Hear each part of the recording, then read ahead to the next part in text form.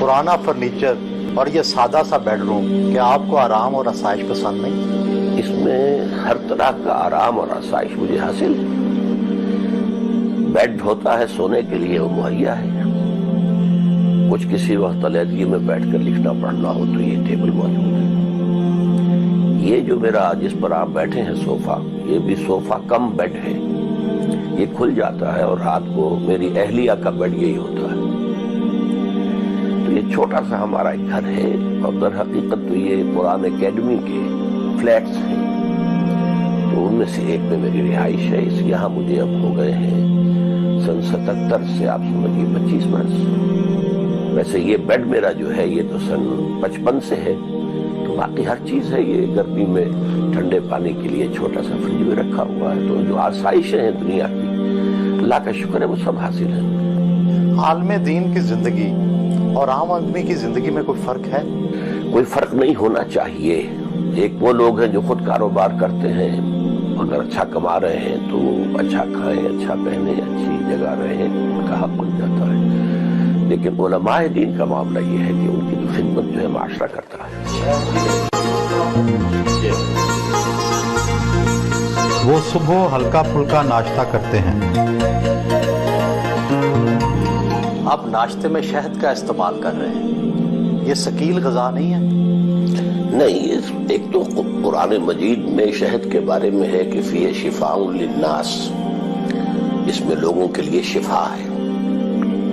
और वैसे भी इसको तो मेडिकल लाइन में भी कहा जाता है कि हल्की शय है। आप पेशे के एतबार से डॉक्टर थे, आपने डॉक्टरी छोड़ दी, ये तो पेशे के साथ इंसाफ नहीं है। ये बात एक हद तक सही है आपकी, लेकिन सूरत असल में ये है, अच्छी से अच्छी एजुकेशन, मेडिकल एजुकेशन हासिल किए हुए लोग हमारे यहाँ कसरत के साथ मौजूद हैं और मरीजों के इलाज की जरूरत तो पूरी हो रही है। लेकिन ये खला है बहुत बड़ा कि हमारे यहाँ तालीम याफ्ता, जो जदीद तालीम याफ्ता लोग हैं, उन तक कुरान की दावत नहीं पहुंच रही। एक गैप है दरमियान में, कम्युनिकेशन गैप है, क्योंकि हमारे उलमाए किराम जो है वो उस आज की सतह जो है ज़हन की और फिक्र की और साइंटिफिक खासतौर पर मालूमात की उस पर नहीं है। लेकिन ये काम अल्लाह ताला ने मुझे इसकी सलाहियत दी है, तो मैंने हमा वक्त अपने आप को इस काम के लिए वक़्फ़। घर से मुल्हिका अदारे के मुख्तलिफ शोबाजात का मुआयना किया,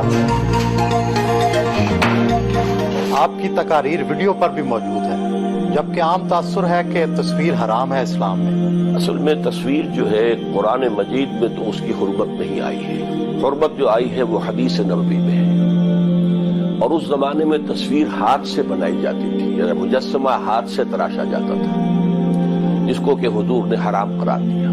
अलबत्ता जब कैमरे की इजाद हुई तो एक इख्तलाफ हो गया। आलम अरब के उलमा की अक्सरियत की राय ये हुई कि कैमरे पर इतलाक नहीं होता उसका, इसलिए कि उसमें हाथ का कोई अमल नहीं है। इस एतबार से हमने इसको एक्सटेंड किया और ये ऑडियो विजुअल जिस कदर मुअस्सिर बनता है लोगों के लिए, तो जाहिर बात है कि हम वो तासीर चाहते हैं, दीन की दावत के अंदर वो तासीर पैदा हो जाए, तो हम उसे इस्तेमाल कर रहे हैं। शोबा समो बसर में गए,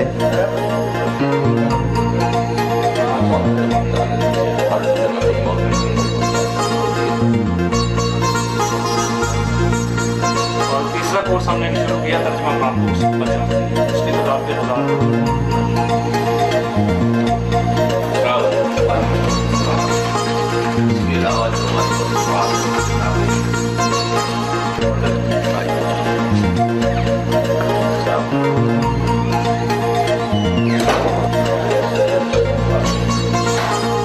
लाइब्रेरी का दौरा किया, कौन सी कुतुब का मुतालिया करते हैं? इख्तलाफी नुक्ता नज़र की कुतुब भी देखते हैं? बहुत कम।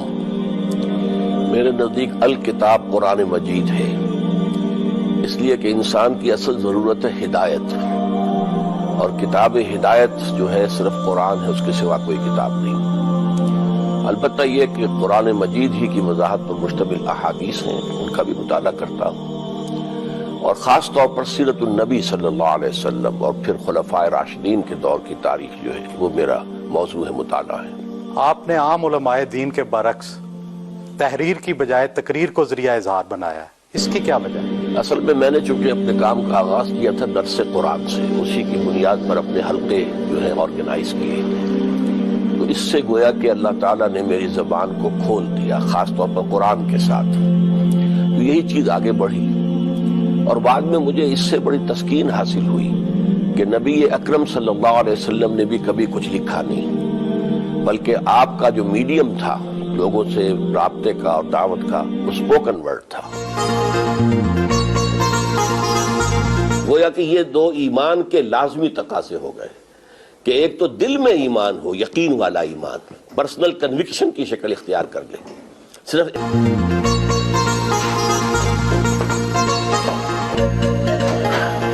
دفتر گئے جہاں پر دفتری امور کا جائزہ لیا،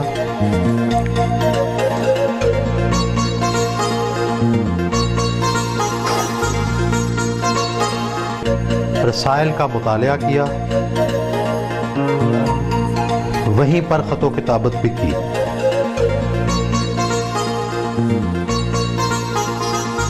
آپ کے زیر نگرانی کتنے مدارس، مساجد وغیرہ چل رہے ہیں؟ ہمارے زیر نگرانی کوئی مساجد اور مدارس نہیں ہے، ایک قرآن اکیڈمی ہے، ایک قرآن کالج ہے جس میں ہم گریجویشن کراتے ہیں لوگوں کو، لیکن عربی اور قرآن اس میں ہم نے لازم سبجیکٹس رکھے ہیں۔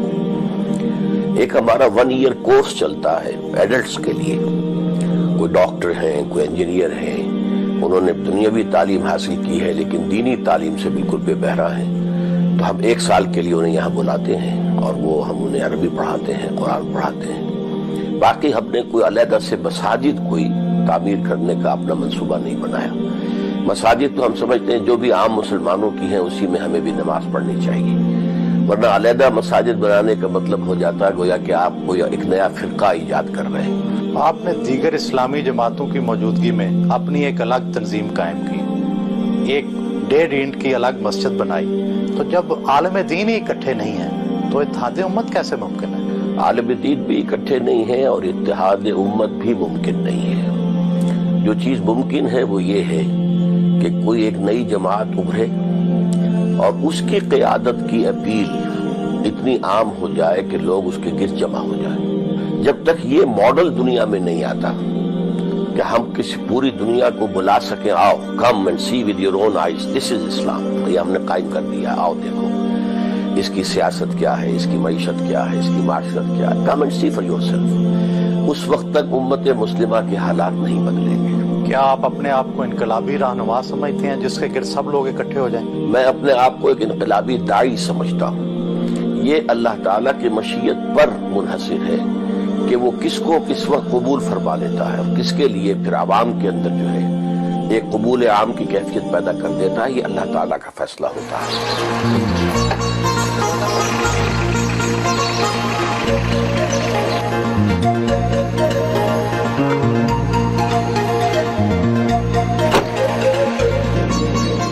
اسلامی معاشرے میں مولوی کا کیا کردار ہونا چاہیے؟ اصل میں ہم نے اسلامی معاشرے میں مولوی کو ایک پروفیشن کی حیثیت دے دی ہے۔ اس کی وجہ یہ ہے کہ ہمارے عام لوگ نہ دین پڑھتے ہیں اور نہ ہی بنیادی تعلیمات دین کی سیکھتے ہیں، تو انہیں ایک احتیاج ہے، کسی کا باپ فوت ہو گیا، نماز جنازہ پڑھانی ہے تو مولوی چاہیے، حالانکہ اس کے اپنے بیٹے کو اس قابل ہونا چاہیے کہ وہ خود نماز جنازہ پڑھائے۔ کسی بچی کا نکاح ہے، اب وہاں مولوی چاہیے، حالانکہ ہمارے ہاں کوئی مولوی پروفیشن اسلام میں نہیں ہے، کوئی پریسٹ ہوڈ نہیں ہے، کوئی پریسٹ کلاس نہیں ہے، کوئی برہمنزم نہیں ہے، کوئی پاپائیت نہیں ہے، تو ہر مسلمان کو اس قابل ہونا چاہیے کہ نماز میں امامت کرے۔ تو اس اعتبار سے یہ پیشہ کوئی اسلام میں نہیں ہے۔ ان کے ادارے کے زیر انتظام خواتین کالج بھی کام کر رہا ہے، جہاں وہ کبھی کبھی لیکچر دینے جاتے ہیں۔ یہ علم کا حاصل کرنا فریضہ ہے ہر مسلمان پر، اور علم آدم الاسماء کلھا، حضرت آدم کو جو اللہ تعالیٰ نے عمر کی میں تمام اسماء کا علم دے دیا تھا، در حقیقت اس کی ایکسپولیشن ہو رہی ہے، وہ علم کھل رہا ہے، جیسے کہ آم کی گٹھلی میں سے آم کا درخت برآمد ہوتا ہے۔ خواتین کے حوالے سے آپ کا موقف سخت ہے، اس کا کیا خاص پس منظر ہے؟ میرے نزدیک میرا موقف ہرگز سخت نہیں ہے، اسلامی احکام کے عین مطابق ہے.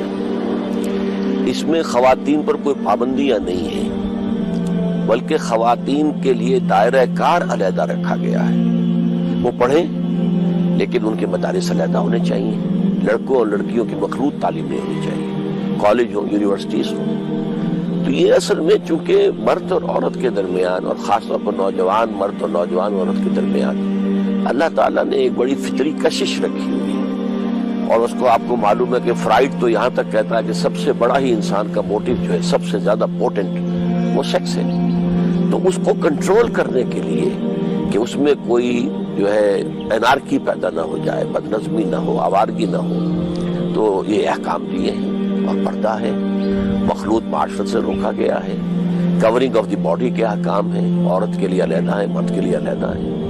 کیا عورت کے چہرے کا پردہ لازم ہے؟ ہاں، میرے نزدیک نامحرم کے سامنے وہ کھلے چہرے کے ساتھ نہیں آ سکتی. ایک تو ستر ہے، اس کا پورا جسم ڈھکا ہونا چاہیے سوائے چہرے کی ٹکیا، سوائے ہاتھ کلائی سے نیچے اور پاؤں ٹخنے سے. نماز ظہر ادا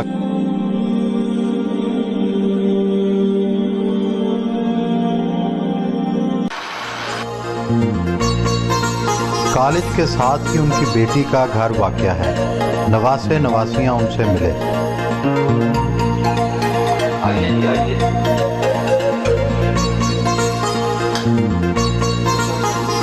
بچوں کے ساتھ دوپہر کا کھانا کھایا.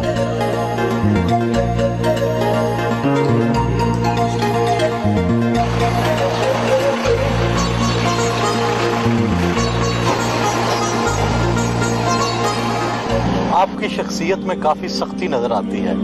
حصے لطافت کے حوالے سے آپ کی کیا دلچسپیاں ہیں؟ میں قرآن مجید کی قرآت کا عاشق ہوں، خاص طور پر شیخ محمود خلیل الحصری مرحوم، عبد الباسط عبد الصمد مرحوم، ان سے میں بچپن میں موسیقی کا بہت رسیہ تھا اور اچھا گا لیا کرتا تھا. آواز کے اندر کیفیت تھی. اور مجھے خاص طور پر سہگل کے گانے انتہائی پسند تھے. یعنی یوں سمجھیے کہ کوئی میلوں دور سے بھی سہگل کی آواز آ رہی ہو تو میرا جو اینٹینا ہے کان کا اس کو کیچ کر لیتا تھا. پھر میں نے رفتہ رفتہ پھر اپنی شعوری زندگی میں جب آغاز ہوا ہے تو اس کو سبسٹیچیوٹ کیا میں نے قرآن مجید کی تلاوت سے.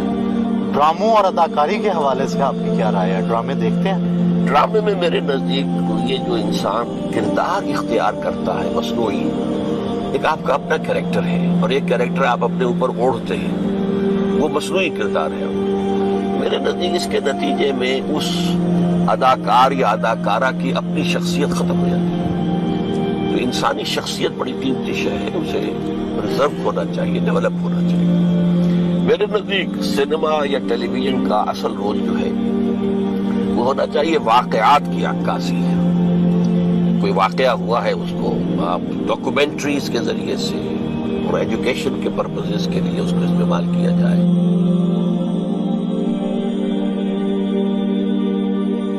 دوپہر کو وہ تھوڑی دیر آرام ضرور کرتے ہیں. آپ کی تربیت مذہبی گھرانے میں ہوئی، کیا آپ گھٹن محسوس کرتے تھے؟ دین پر عمل کرنے میں تو کسی قسم کی گھٹن نہیں ہے، لیکن دین کے معاملے میں جو ایک شدت پسندی یا سختی ہے وہ کبھی بھی نہیں ڈاکٹر صاحب کی طرف سے رہی. انہوں نے کبھی بھی ہمیں اس معاملے میں سختی نہیں کی، بلکہ ایکسپیکٹ کیا ہے کہ ہم جس طرح انہوں نے باعمل زندگی گزاری ہے ہم کرتے ہیں. That's the reason why I believe it is important that we hold firm to the course that we have set out. اپنی جماعت کے ارکان سے ملاقات کی اور تنظیمی امور پر صلاح مشورہ کیا. آپ کی قائم کردہ تنظیم اسلامی کے امیر آپ کے بیٹے اور اس کی ناظمہ آپ کی اہلیہ ہیں، کیا یہ اقربا پروری نہیں ہے؟ یہ اقربا پروری تو اس صورت میں ہوتی اگر ان دو عہدوں کے ساتھ کوئی منفعتیں ہوتی، کوئی تنخواہیں ہوتی، کوئی اور اس طرح کی چیزیں ہوتی. صورت اصل میں یہ ہے کہ میری اہلیہ تو جب سے یہ قائم ہوا تھا حلقہ خواتین اس وقت سے ناظمہ، اور صحیح ترین صورت یہی تھی کہ تنظیم اسلامی کے اندر خواتین کا حلقہ جو ہے اس کی ناظمہ جو ہے اگر اہل ہوں میری اہلیہ تو انہی کو ہونا چاہیے تاکہ میرے ساتھ رابطہ ان کا کانٹیکٹ جو ہے وہ صحیح رہے. اور ظاہر بات ہے کہ ابھی تنظیم اسلامی کی جد و جہد کسی حکومت کے بنانے کے تو آس پاس بھی نہیں ہے کہ کوئی لالچ نظر آتا ہو کہ اس طریقے سے حکومت کے اندر کوئی حصہ مل جائے گا. ابھی تو بڑی لمبی جد و جہد ہے اور اس میں قربانیاں ہی دینی ہیں. تو اس کے اعتبار سے اس کے اندر صرف سے کوئی حرج نہیں ہے کہ بیٹے کو نامزد کیا جائے. انہیں بچوں سے بہت پیار ہے. شام کو پوتی اور پوتے کے ساتھ وقت گزارتے ہیں. آپ کو اپنے والد کی کون سی خوبی پسند ہے اور کون سی خامی نظر آتی ہے؟ والد کی خوبی کا جہاں تک تعلق ہے تو جو وہ کہتے ہیں اس پر عمل کرتے ہیں. جو اکثر و بیشتر یہ چیز ہمارے معاشرے سے بالکل انقطاع ہو چکی ہے. اور خامی کی حد تک تو میں یہ سمجھتا ہوں اسے بہرحال خوبی کا بھی کہا جا سکتا ہے کہ اگر کسی شخص کے بارے میں ان کے ذہن میں کوئی بات ہے تو پھر یہ کہ اسے برملا کہہ دینے میں انہیں کوئی جھجک نہیں ہوتی. کیا آپ اپنے والد کی قائم کردہ تنظیم میں کوئی تبدیلیاں لانا چاہیں گے؟ اصل میں جو تنظیم والد صاحب نے قائم کی ہے اس کا جو بنیاد ہے، اس کی جو اصل بیس ہے، وہ نبی اکرم صلی اللہ علیہ وسلم کا اسوہ مبارک ہے کہ جس طرح وہ عظیم انقلاب حضور نے برپا کیا تھا تو وہ کون کون سے مراحل تھے. تو جہاں تک اس دینی جد و جہد کا تعلق ہے یا وہ ریولیوشن کا تعلق ہے اس میں تو میں نہیں سمجھتا کہ کوئی تبدیلی لائی جا سکتی ہے. مسجد میں با جماعت نماز عشاء ادا کی.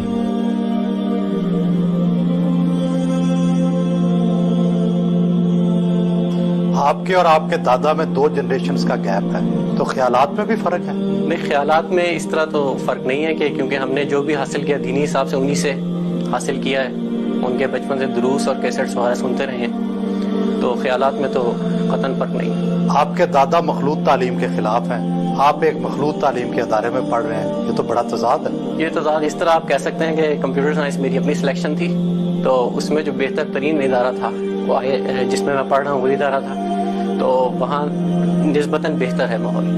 انہوں نے کو ایجوکیشن ہے تو صحیح مگر انہوں نے الگ کرنے کی کوشش کی گئی ہے.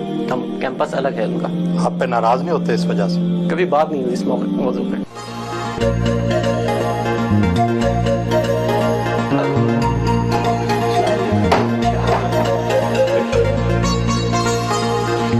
رات کے کھانے کا انتظام ان کے بیٹے کے ہاں تھا.